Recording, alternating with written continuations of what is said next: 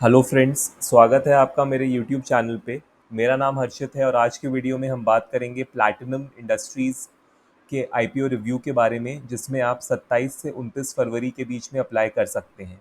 अगर अभी तक आपने मेरे यूट्यूब चैनल को सब्सक्राइब नहीं किया है तो ज़रूर कर दें, ताकि आगे भी आपको मेरे आईपीओ से रिलेटेड नए वीडियोज़ के नोटिफिकेशन मिलते रहें। तो इस वीडियो में हम बात करेंगे कंपनी ओवरव्यू की आईपीओ डिटेल्स की, कंपनी की फाइनेंशियल इन्फॉर्मेशन के बारे में, की परफॉर्मेंस इंडिकेटर्स के बारे में, जीएमपी एंड एक्सपेक्टेड प्रॉफिट्स के बारे में, एंड फाइनली बात करेंगे कंक्लूजन की कि क्या आपको इस आईपीओ में अप्लाई करना चाहिए या नहीं। सबसे पहले बात कर लेते हैं हम कंपनी ओवरव्यू की।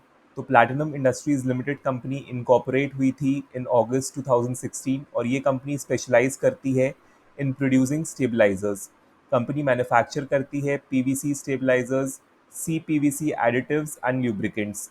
कंपनी के जो प्रोडक्ट्स हैं they are used in PVC pipes, PVC profiles, PVC fittings, electrical wires and cables, SPC floor tiles, rigid PVC foam boards, packaging material etcetera. Company की जो मैन्युफैक्चरिंग फैसिलिटी है वो located है पालघर महाराष्ट्र में और स्प्रेड है over 21,000 square feet of land. As of July 2023 company के 12 distribution centres हैं जो कि स्प्रेड हैं अक्रॉस इंडिया। एंड इसके अलावा एज ऑफ मई 2023 जो प्रोडक्शन यूनिट है कंपनी की उसमें 71 एम्प्लॉयज़ एंड 17 वर्कर्स काम करते हैं। नेक्स्ट हम बात कर लेते हैं कंपनी की आईपीओ डिटेल्स के बारे में। तो जो आईपीओ डेट है वो 27 फेब टू 29 फेब है। प्राइस ₹171 पर शेयर होने की उम्मीद है। लॉट साइज 87 शेयर्स का है, इसलिए funds required for one lot are ₹14,877। Retail investors maximum 13 lots के लिए अप्लाई कर सकते हैं। इशू साइज जो है ₹235 करोड़ का है और ये एक फ्रेश इशू है। अलॉटमेंट डेट जो है 1 मार्च है।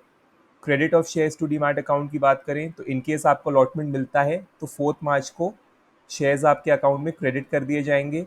लिस्टिंग डेट जो है वो 5 मार्च है और जो लिस्टिंग होगी वो बीएसई और एनएसई दोनों पे होगी। नेक्स्ट हम बात कर लेते हैं कंपनी की फाइनेंशियल इन्फॉर्मेशन के बारे में। तो यहाँ पे हमने 3 साल का डेटा लिया है, FY 2021, FY 2022 एंड FY 2023, और ये डेटा इन रुपीज़ करोर्स है। सबसे पहले बात कर लेते हैं कंपनी के एसेट्स की। तो कंपनी के एसेट्स जो हैं कंटिन्यूसली इंक्रीज हुए हैं, जो कि एक पॉजिटिव साइन है बिजनेस और इन्वेस्टर्स के लिए। कंपनी के रेवेन्यूज़ अगर हम देखें तो रेवेन्यूज़ भी कंसिस्टेंटली इंक्रीज हुए हैं, अगेन एक पॉजिटिव साइन है।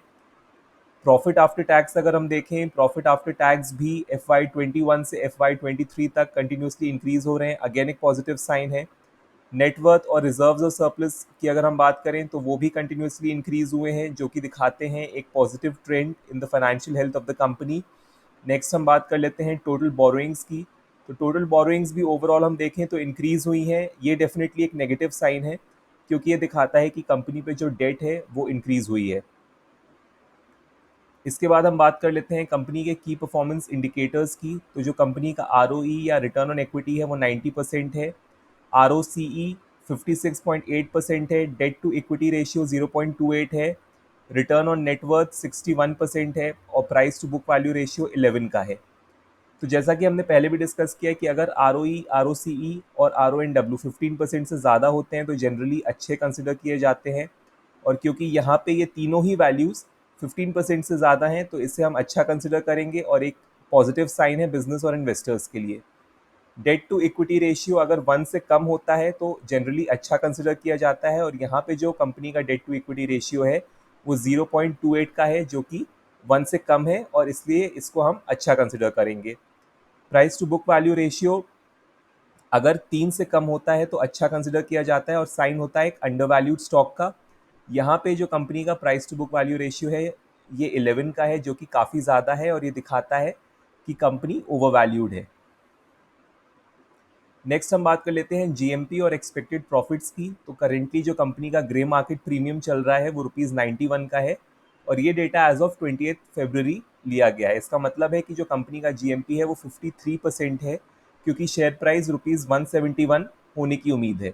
लॉट साइज 87 शेयर्स का है, इसलिए funds required for one lot are ₹14,877 और एस्टिमेटेड लिस्टिंग प्राइस जो है वो ₹262 का हो सकता है।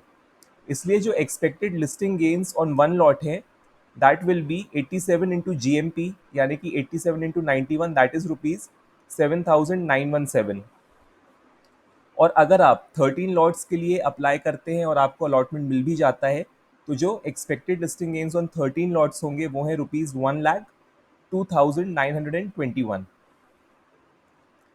फाइनली हम बात कर लेते हैं कंक्लूजन की कि क्या आपको इस आईपीओ में अप्लाई करना चाहिए या नहीं।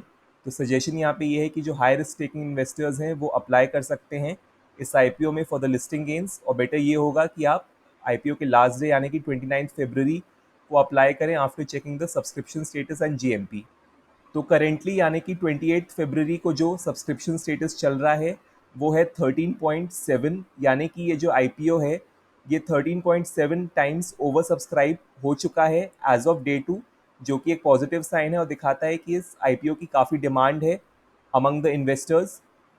तो आप आखिरी दिन यानी कि 29 फरवरी को चेक करें कि क्या ये आईपीओ ओवर सब्सक्राइब रहता है और क्या इसका GMP 50% से ज़्यादा रहता है। अगर ऐसा है तो जो आपके चांसेस हैं ऑफ गेटिंग लिस्टिंग गेन्स वो काफ़ी ज़्यादा इंक्रीज हो जाते हैं। फाइनली एक इन्वेस्टमेंट एडवाइस नहीं है, आप अपना रिसर्च करें, ड्यू डिलिजेंस करें और अपने फाइनेंशियल एडवाइज़र को ज़रूर कंसल्ट करें before investing in this IPO. तो उम्मीद करता हूँ कि ये वीडियो आपको पसंद आया होगा। वीडियो को लाइक करें, अपने फ्रेंड्स और फैमिली के साथ शेयर करें और मेरे यूट्यूब चैनल को सब्सक्राइब करें। बेल आइकन को भी प्रेस कर दें ताकि आपको मेरे नए वीडियोज़ के नोटिफिकेशन मिलते रहें। Thank you.